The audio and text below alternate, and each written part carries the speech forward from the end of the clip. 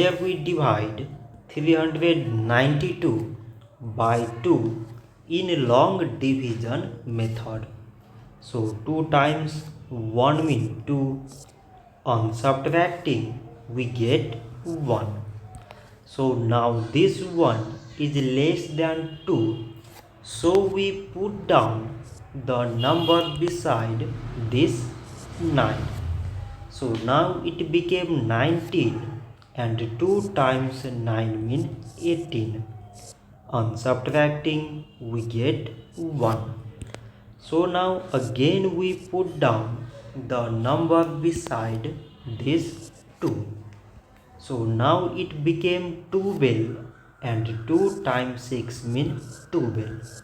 On subtracting we get 0. So 392 divided by 2 is 196.